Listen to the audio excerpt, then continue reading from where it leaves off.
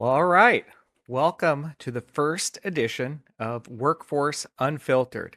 Uh, on our podcast, we're going to cut through the politics, the headlines, and the talking points to examine the laws, data, and decisions shaping the modern workforce.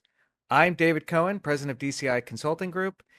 And over the last past year, we've seen one of the most dramatic shifts in federal employment policy, specifically as it relates to DEI and EEO in decades, from the revocation of 11246 to these newly proposed certification requirements, investigations into corporate DEI programs, and this potential for a False Claims Act liability. And for a lot of us in the employment space, right, this notion of a False Claims Act is kind of new. So we've got a lot to unpack today.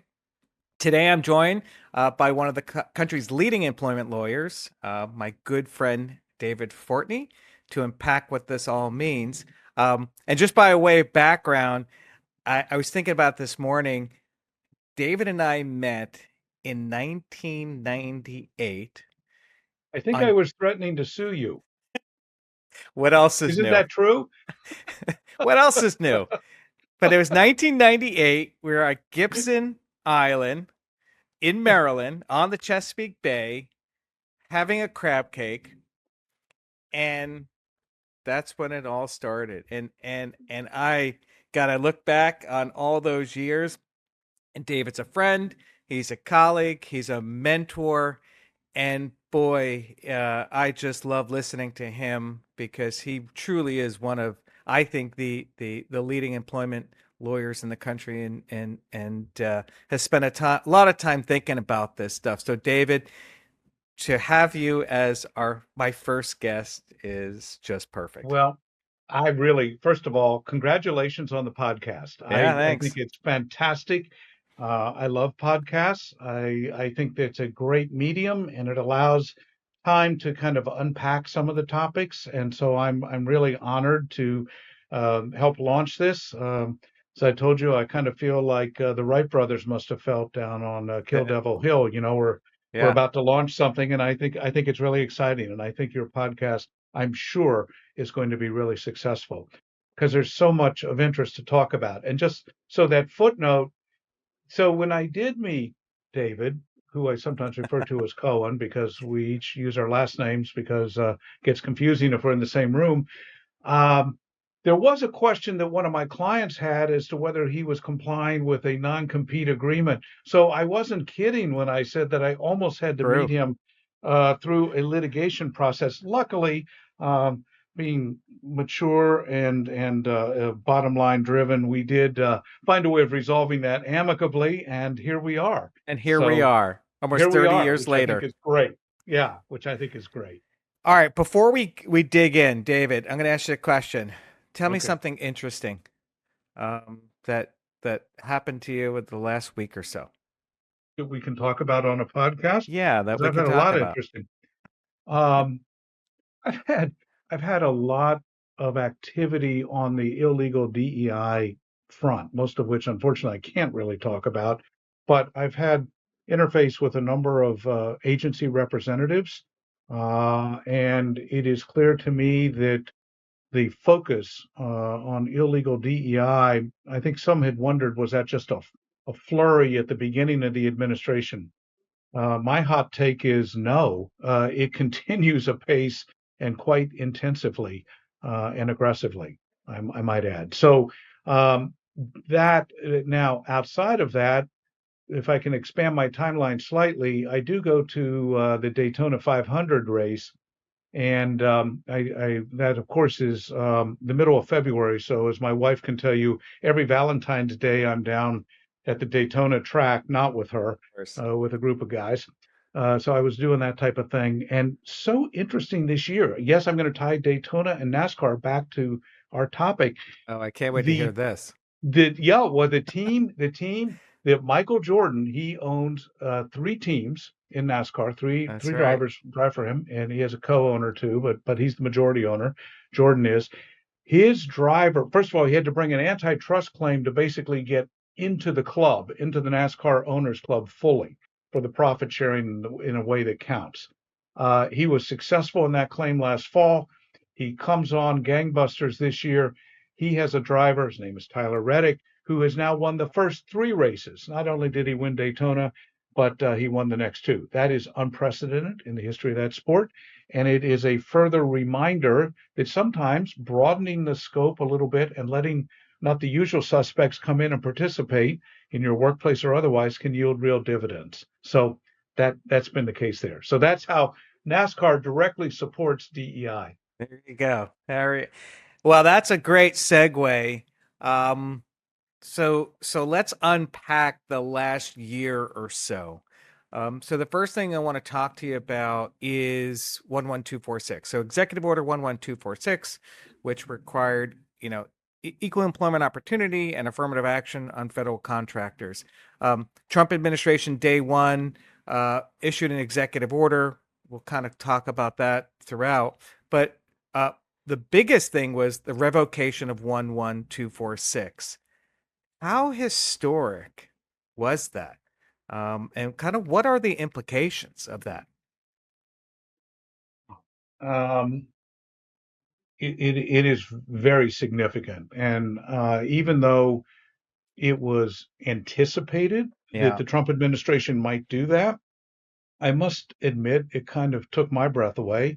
In fact, I remember the way I learned of that development. You called me yeah, and were reading to me the portions of the executive order. I wasn't home at that point. I was in front of a computer. yeah, And I was a bit gobsmacked, even though it had been clear through the communications we'd had with the transition team yep, that this type of response was under consideration. Um, so what to put it in context? Obviously, we draw a line from LBJ, and actually diversity efforts and affirmative action went much further back, all the way back to World War II and yep, Eisenhower and how some of the troops were addressed.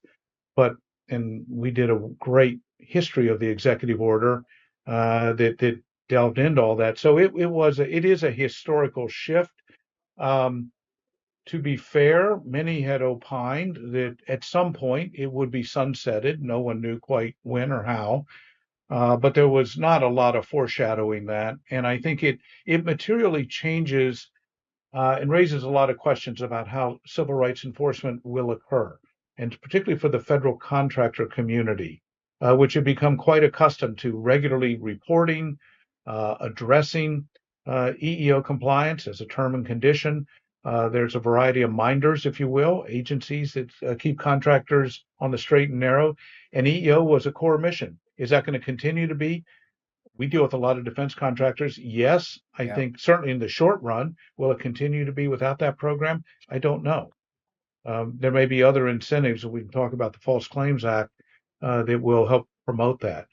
But Yeah, I think it was a significant change, and certainly a diminution in a regular mechanism to allow the government to confirm compliance. EEOC doesn't do that. No other agency did that. yeah. Look, you and I had what, two meetings with the Trump transition team, and I think it was pretty safe Two to or say three. Yeah. that they were going to eliminate affirmative action, but we thought that they were going to pursue and weaponize OFCCP and use 11246 to audit DEI programs. Didn't Yeah. happen, but what's interesting, David, is that we thought OFCCP was going to be eliminated, and now Congress issues basically and gives it a Yeah. almost a full budget. What's the plan? Yeah. So OFCCP, it's like the phoenix. It rises from the ashes. The Labor Department, the Trump administration says we want to literally zero the agency out. We're going to redelegate the duties. We'll ship 503 over to the EOC. We'll put veterans VEVRA with the vets program at Labor Department. Some of that change, the 503 would have required statutory change. They're Right. all revved up, ready to go. We'll say, this is when Doge was running hot. We'll Yep. save money. We'll get rid of the agency, reduce headcount, la di da. Inexplicably, almost in the Senate. So Yeah. the appropriations bills start in the House, then they go to the Senate. In the Senate, with bipartisan support, which I think is also interesting. So we have Republicans and Democrats, not surprising, advocating basically maintaining OFCCP at its then funding level. It ended up ultimately surviving through reconciliation, took a slight haircut, Yeah. 5%, Yeah. something like that. But it's still effectively fully funded, although it has very little to do. I mean, it's fully Right. funded with 503 and VEVRA as its only Right. responsibility, You, which, David, what portion of the resources does that consume historically? yeah. Well, I mean, they've 10% of the that. agency? Yeah, I 20? mean, I don't know. they've got $101 million to play with, and they're roughly 200 plus 503 and VEVRA complaints a year. You don't need $101 million. So I think the question that you and I have been really pondering is either they're going to have a lot of money, and the Labor Department will try to figure out what to do with that money, or they're going to use OFCCP for something in this illegal DEI space. But that would require some executive action. Not going to happen through Congress. So I think we'll see. But let's move on. Let's talk about, right, as part of that executive order that killed 11246. The purpose of that executive order was to go after illegal DEI. Now we can go back and You forth. have to put air quotes around illegal. It's Right, illegal. Right. Yes. Go right, ahead. because in the executive order it talks about illegal DEI, and then some folks in the administration are now saying, well, we never said illegal DEI. We're just saying violation of Title VII, which will get to my point here. What did they mean by illegal DEI? You're acting like we know that. So let's start with the basics. The term illegal DEI was sort of pulled out of the air. It was introduced into the lexicon in Trump's executive order. It was not some existing statutory term. It wasn't recognized in the case law. It wasn't talked about at all. There was just DEI. So now there's illegal DEI. Yeah, and just one point, right? DEI is not even mentioned in Title VII. No, So, that's right, exactly right. right, So we, nor in 11246, right. that now rescinded, et cetera. So this concept of, quote, illegal DEI is introduced through President Trump's executive orders and a number of other social media actions and Yeah, postings and so forth. Um, then and if you literally read it, I mean, if you say there's only, he didn't prohibit all DEI, it was only illegal DEI, which then led many of us on the quest. So what is it? It's like looking for the Holy Grail. What is it? What? Because we don't want to do if it's illegal. So what is that? Keeping in mind that the statute hadn't changed, Title right, VII hadn't, not a comma has changed right. in Title VII, no amendment. So what's this illegal DEI? Um, we kind of, I think, wander in the wilderness a bit till late July, July 29th, I think. Right. And Attorney General Bondi issues a fairly comprehensive, it's a memo, it's Yeah. guidance. I mean, okay, forget regulations, forget statute. Now we're down to guidance, but we'll take it because, we haven't had a drink and we're parched. We'll take it. It looks great. But it is a comprehensive delineation of what is permitted and not permitted in their view. Um, and just my personal take on that memo, we'll call it the July Bondi memo, the July 29 memo, particularly page 9, really delves into a lot of the employment issues. Um, a lot of folks, you may disagree on a variety of ways that the lines are drawn. It may be overly restrictive reading of Title VII. I think parts of it are, but nonetheless, it at least provided some foundational basis.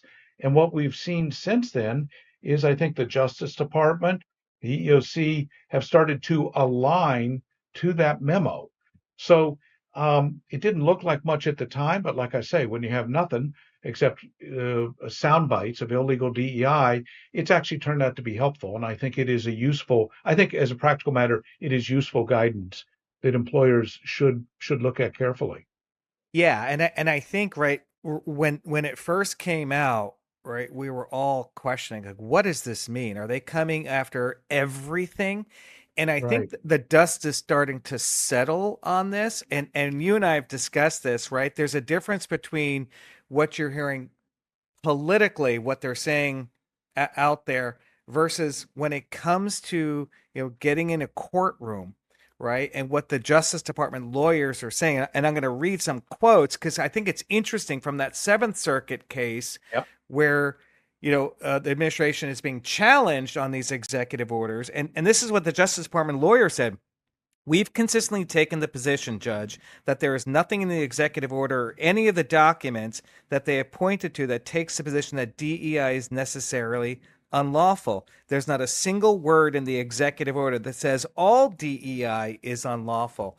And I think, David, even a couple of weeks ago, the Deputy Attorney General for the Civil Division, Brenda Jenny, even said that. She said, we're not going after all DEI, we're going after unlawful DEI. So I think we're going back to Title VII and the four corners of Title VII. And if it violates Title VII, that's illegal DEI. That's correct. And I think when you talk to certainly to the EEOC chair Yeah, and representatives from that agency, they amplify that and lean into that. That if you have set asides, quotas, etc. right, Now, so the point you've made, which is correct, there's a difference between what you post on Truth Social or right, X or things like right, that. We sort of use it as a kind of a smear term. Oh, that's illegal DEI, or that's a DEI thing. Versus when you have to sort of square the corners, and I'm going back to one of our first principles that we talked about. The statute has not changed. right. What was illegal DEI or illegal EEO practice in 2020 or 2019 or 2015 or 2026 is the same. It's absolutely the same. Yeah, So the terminology, I view it as more of a marketing and a focus, a priority. I mean, they have used it to prioritize whether people have programs set up that potentially could be abused or misused. Um, and on that point, I mean, I think we need to recognize why did this occur? I mean, it was a political social response. Trump tapped into it. We do know it's the counterswing after the murder of Mr. Floyd. yeah, There was an enormous response, pendulum swings. A lot of programs were stood up, some of which I should say may have been overzealous and crossed some lines. I don't know, but I think there was at least that broad-based concern among many. And Trump, from a political standpoint, and Stephen Miller tapped into that yeah, heavily. yeah, I think what they're finding as they start to unpack things, there's not as much there as they had thought. And when they have to square those legal corners, as you point out, General Bondi did that. And then you have the representatives of the Justice Department in open court. That's very helpful. And I think that helps bring us back to middle where we should be. yeah. And I think once again, just to be clear, I think, if you talk to Stephen Miller, he's saying anything that resembles DEI, even if it's lawful, he doesn't like.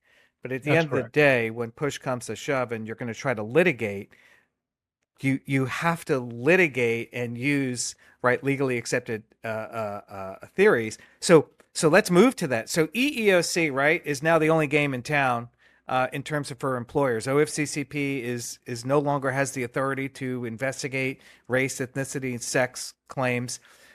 So EEOC, we've seen activity. From EEOC, they filed a subpoena action against Nike. We've seen the Department of Justice, not Title VII cases, but Department of Justice filing civil investigative demands, looking at DEI programs. So let's think through this, right? Like talk about what cases, what wins, quote unquote, to the administration have on in terms of these illegal DEI programs and False Claims Act, and what are some of the challenges you think the EEOCs Mm. and Justice are going to have pursuing these cases? So that's a good question. And the short answer is that to date, the results are pretty thin Yeah, in terms of what we've seen. Um, you've cataloged, Lucas and the EOC have filed subpoena enforcement action against Nike. They have filed an action against a Coca-Cola bottling company yeah, that had an outing Yep. like a women's shopping trip outing that they allege was restricted. But at least, I mean, the allegations of some of those issues, if it was solely limited based on sex, then potentially there is a viable claim there. I don't know. I'm not on Right. that case. But so what results do they have in hand? What recoveries can they point to? The answer is zero. Zero to date in terms Yeah, of reported. and Yeah, yeah, just to clarify, right, David, I think right when you because we have cases where there's settlements, but the actual recompensing of individuals that have been identified and discriminated against based on illegal DEI, we haven't seen that. that's what I'm talking about. People have Yeah, have settled and said, I've changed my practices, and right. they've agreed to reporting so you can monitor and make Or the sure that my universities practices that have remain settled. changed. Right. They've changed their nomenclature, et cetera. Well, I want to bear down on that recompensing because the whole theory that started with Stephen Miller personally and has been carried forward by the administration is that there were massive numbers of particularly whites who had been disadvantaged and surely had claims, either hadn't been hired, they hadn't been promoted, Yeah, been improperly terminated, et cetera. Those results aren't there so far, sure but haven't seen but them. they were there when OFCCP was on the beat. I mean, Yeah. you monitored every year the data. Can you just remind folks? Because I think this statistic often gets overlooked. Yeah, so just quickly, right? OFCCP would do audits, and during the course of the audits, they collect data, employment data, and during the Trump administration, even carrying over to the Biden administration, OFCCP identified and remedied hiring cases, even pay cases where the victims were alleged victims were whites and males, and OFCCP recompensed 25,000 whites and males.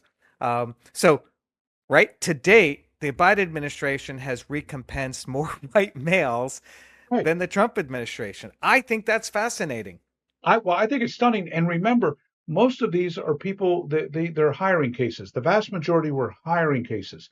And in those instances, individuals they have no way of knowing it. They're simply told, I'm sorry, the Right, job's been filled by someone else. right. So they didn't file a charge, they weren't on notice. And oh, by the way, it relied on an impact theory almost always in these cases, which of course is no longer being followed either. So I think that the challenge that the administration is struggling with, they have this rhetoric and they have identified the alleged disadvantaged group, but we don't see the results and we don't see the, as they used to say, show me the beef, show me the money. I don't see the victims being compensated. Yeah, yeah, and I think one point you've made. I think the Nike case is fascinating because Chair Lucas filed that case as a commissioner's charge and alleged disparate impact and disparate treatment pattern of practice. So that was her allegation. Now that the administration has said we will no longer pursue disparate impact cases, now she had to take that off the table. I think the administration just took away a powerful tool in their toolbox if they were going and are going to continue to go after these cases. They can't use disparate impact theory.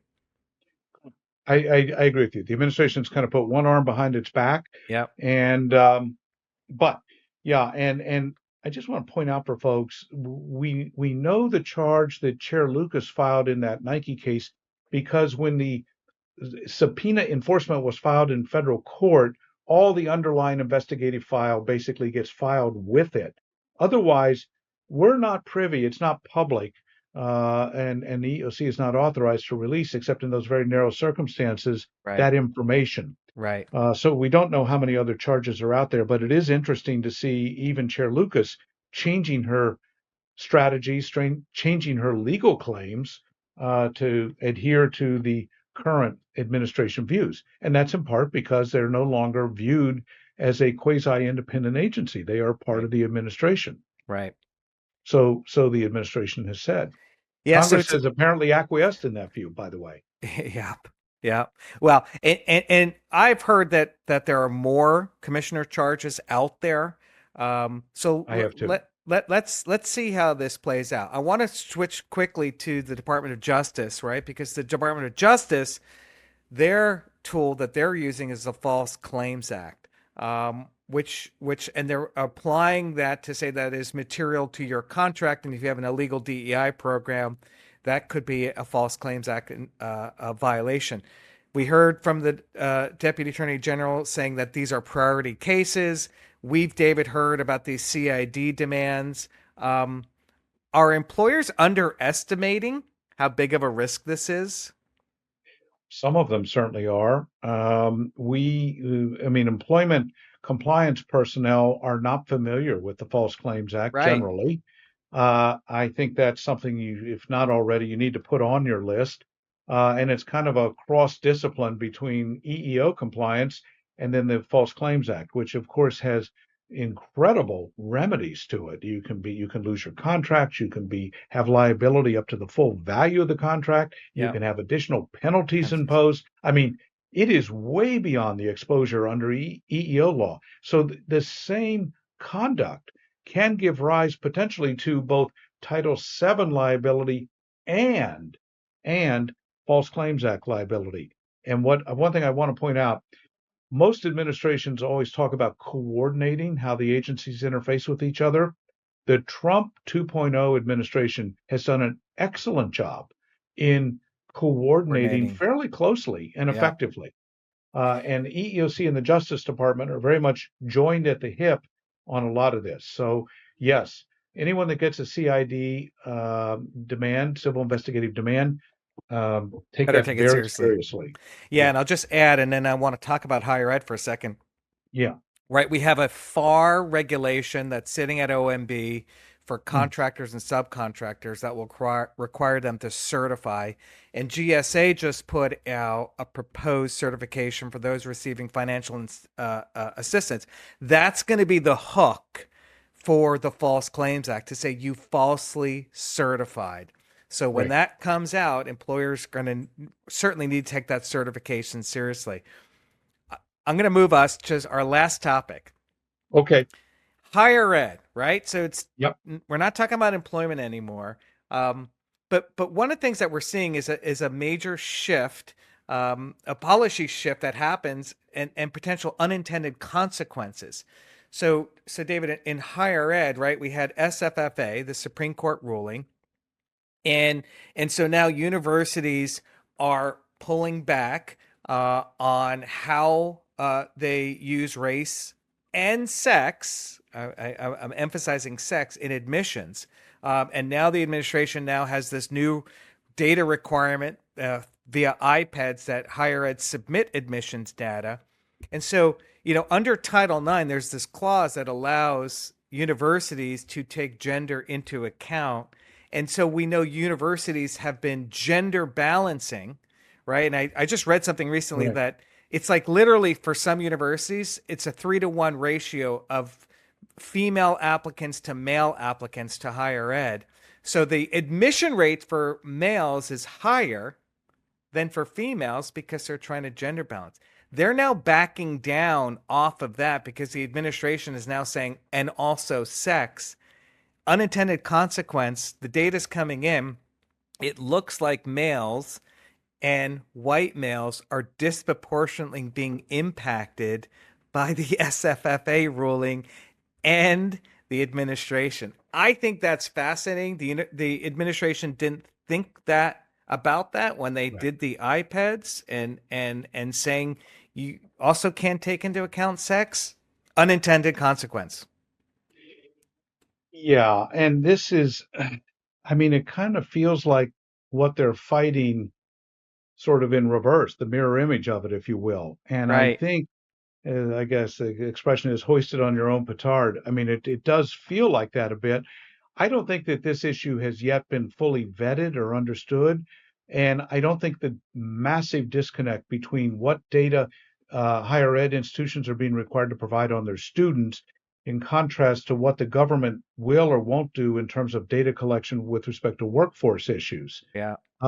And I honestly think that different members of the policy teams in the agencies are of conflicting views.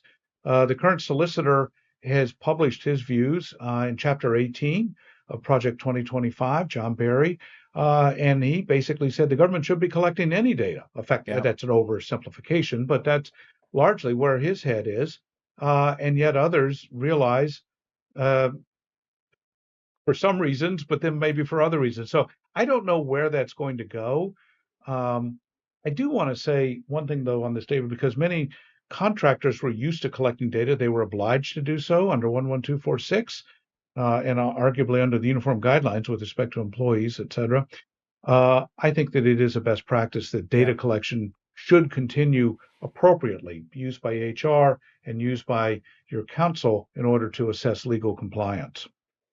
Yeah, so I totally agree with that. I mean, I think, right, now that the dust is settling, EEO and proactive EEO is perfectly legal. Even the administration is saying that that's perfectly Right, legal. The collection of demographic data, perfectly legal. One caveat for everybody out there: the chair of EEOC is saying we want to hear about in litigation your demographic collection practice to make sure that decision makers don't have access to that right, demographic data. So that should be a takeaway for employers. Keep that right. information separate. Disability data, even veteran data, and race, ethnicity, and sex data. You can collect that data, you can run analytics on it, but decision makers shouldn't have access. David, Great. last question to you. What are you telling your clients? Like, what should they do? So, uh, first, I think they should collect data exactly in the manner you outlined there. Two, I think most clients have gone through what I call the two-step in evaluating their DEI programs. They Yep. looked at them closely after SFFA, and Yep. then they looked at them hard again after the executive orders in first quarter of 2025. I think that the False Claims Act, we've just seen the tip of the iceberg. I think there will continue to be more developments on that. Yep. I think that a level of vigilance, because, and I also think we've had some clients that they think they've sort of realigned programs in a way to comply, but they have regional managers or local managers that are still engaging in conduct that the company doesn't want. And so I think vigilance in a very meaningful way is appropriate. And that takes some shoe leather, if you will, by the HR team. You can't do that solely with AI. Yep. And so I do think that level of being able to talk to your management team about what this means, what you're doing in a positive way, not a negative way, continues to be critical. Yeah, look, what I'm telling my clients is stay the course with lawful programs and EEO analytics, but also let's not forget that this certification is coming, and with that certification, you're going to have to certify to two things: compliance with all federal anti-discrimination law, and you're not engaging in illegal DEI. And one way to protect against a False Claims Act case is to show that you did some due diligence and went through a process in good faith to audit your practices. So I agree, David, like running those EEO analytics to make sure that there aren't preferences and quotas and set asides, looking at your DEI programs to make sure you use that DOJ Bondi memo to make Yep. sure that you're not running afoul of Title VII with your voluntary programs. Let me just add one point to that, David. Excellent sum up. The certification to be done properly, an employer needs to conduct some due diligence. You Right, can't just say, "Oh, we've got this. I've right, got policies. I'm sure I'm fine." right. That is not a proper basis on which to conduct to enter into a certification, subject to the penalties of perjury and potentially subject to False Claims Act and other very significant remedies. Yep. And and you don't want to get wrapped up with the DOJ in a False Claims Act investigation. No, sir. Well, Mr. Fortney, we could go on and on and on, but Cohen, thank well, thank you. you. Hey, man, thanks. This is our first podcast. This was a lot of That's fun. great. Thanks for joining me today. And to Well, all the I'm going to listeners, subscribe. I'm going to subscribe, and yeah, I wish you the best. And thank you so much for including me on your venture. I yeah, love it. I appreciate it. Thanks everyone for tuning in to Workforce Unfiltered. If you enjoyed the conversation, be sure to subscribe and join us next time as we continue to unpack the policies, litigation, and data shaping the future of work. Until next time, I'm David Cohen, and this is Workforce Unfiltered. Thanks so much. Thanks, David. Thank you.